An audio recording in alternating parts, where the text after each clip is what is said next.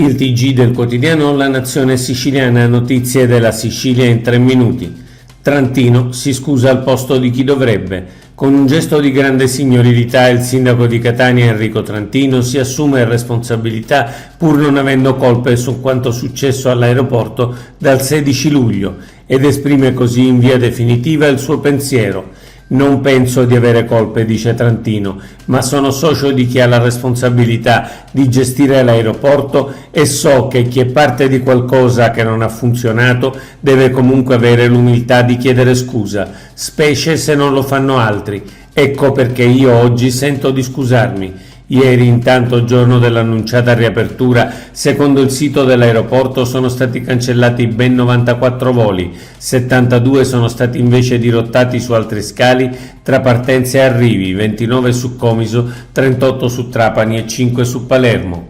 Il centrodestra siciliano è ormai spaccato in due. Non sono solo le vicende dell'aeroporto di Catania, ma anche il caro voli e ancora la vicenda delle camere di commercio e le liste dei manager maggiormente idonei della sanità e i termovalorizzatori e così via.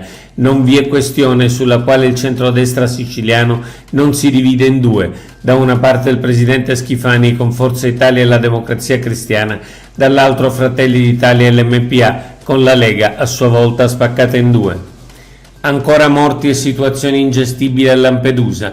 La situazione è ormai ingestibile, sia al largo di Lampedusa, dove nella sola giornata di ieri sono stati salvati 57 migranti, ritrovati i cadaveri di una donna e di un bambino e una trentina sono i dispersi, sia all'hotspot dove ieri, a fronte di una capienza di circa 350 persone, ne erano presenti oltre 2400. Chi li ha lasciati o costretti a partire con questo mare è un pazzo criminale senza scrupoli, ha detto il questore di Agrigento. Alla Sicilia 6 miliardi e mezzo dell'FSC. Il CIPES, Comitato Interministeriale per la Programmazione Economica e lo Sviluppo Sostenibile, ha assegnato alla Sicilia 6 miliardi e 600 milioni di euro del Fondo Sviluppo e Coesione sugli oltre 32 miliardi disponibili per l'intero Paese. Il negoziato portato avanti dalla Regione ha ottenuto anche un altro risultato, la possibilità di usare parte delle risorse per il cofinanziamento dei fondi europei, liberando così ingenti risorse finanziarie. Diossina a Palermo, valori rilevati fino a 35 volte la soglia.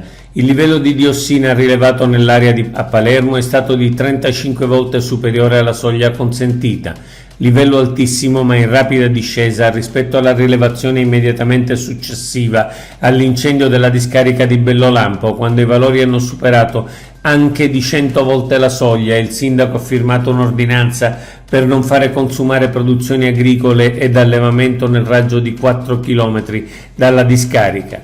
Si attendono nuovi dati, ma si presume che la pioggia dei giorni scorsi abbia contribuito all'abbassamento dei livelli di contaminazione. Tornano i treni storici in Sicilia. Sui binari della Sicilia tornano i treni storici con un ricco programma che da agosto a dicembre permetterà di ammirare luoghi fra i più belli e affascinanti dell'isola. L'iniziativa, sostenuta e promossa dalla Regione Siciliana tramite l'Assessorato del Turismo, dello Sport e dello Spettacolo, è realizzata in collaborazione con la Fondazione FS. Il costo dei biglietti è di 2 euro a tratta. Oggi è tutto. Per l'informazione della Nazione Siciliana, notizie.sicilia. Approfondisci su www.lanazionesiciliana.eu.